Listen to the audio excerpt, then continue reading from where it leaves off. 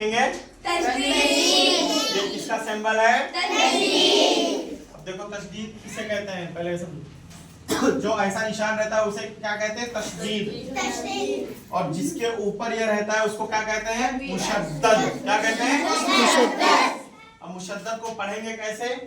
जिस हर्फ पर तशदीद हो उसको दो बार पढ़ते हैं।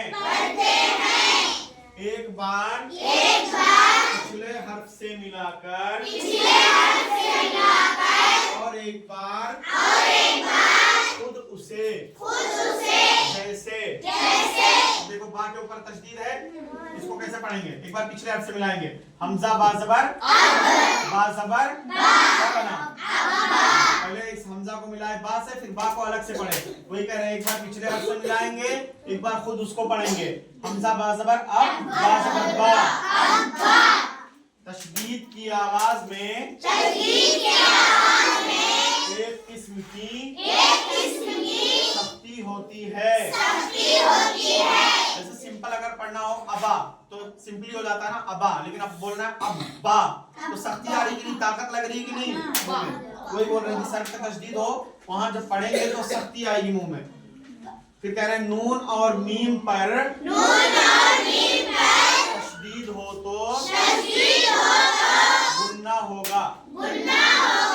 गुन्ना ऐसा नहीं है कि कभी करो कभी नहीं करो, ये गुन्ना कंपलसरी है, करना ही पड़ेगा। गुन्ने वाजिबा इसको बोलते हैं। जैसे नून पे तशदीद हो, हमजा नून जबर अन, नून जबर ना, अन्ना जल्दी से नहीं बोलना, अन्ना। हमजा मीम जबर अम, मीम जबर मा। नाक में, अब गुन्ना किसको कहते हैं? तो बोल रहे हैं नाक में थोड़ी देर आवाज रोकने को गुन्ना कहते हैं।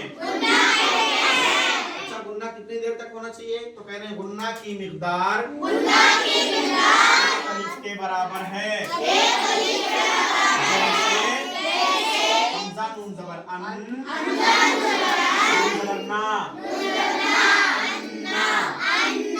जितना वक्त लगता है एक अलिफ के पढ़ने में, उतना वक्त कम से कम गुन्ना के पढ़ने में होना चाहिए। तो अगर कोई तुम्हें पूछे कि मुशद्दद किसे कहते हैं तो क्या बोलोगे? जिस हर्फ पे तशदीद हो उसको क्या कहेंगे? मुशद्दद को कितनी बार पढ़ा जाता है? कैसे कैसे? एक बार पिछले हर्फ से मिला के और एक बार खुद से। एग्जांपल जैसे हमजा बा जबर अब, बा जबर बा। फिर अगर नून और मीम पे तशदीद आए तो क्या होता है? गुन्ना होता है। और कौन सा गुन्ना होता है? गुन्ने वाजिबा होता है।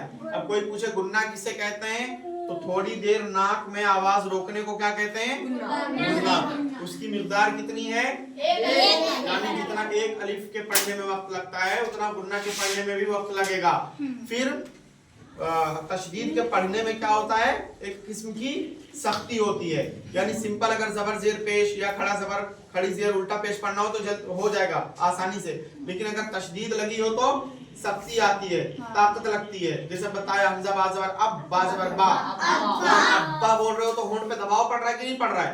अब्बा, अद्दा, इद्दा, उद्दा,